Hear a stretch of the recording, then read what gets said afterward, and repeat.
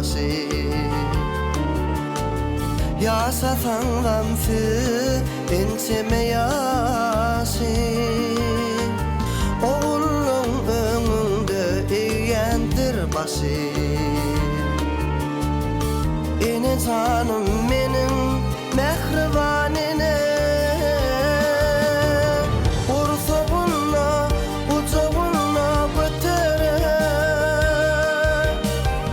ulandı esiri bağırtı yetire. Peki de kudüsü dağlar atara. Ene canım benim mehribanine.